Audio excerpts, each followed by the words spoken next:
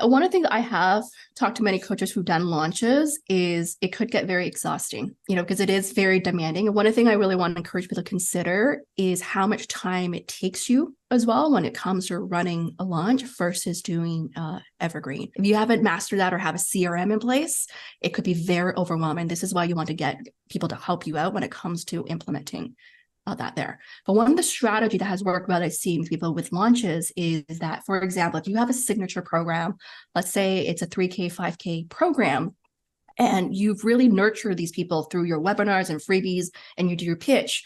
And if some folks have not purchased from you, you can have what we call a downstream, a downsell offer afterwards, because you have just collected all these leads.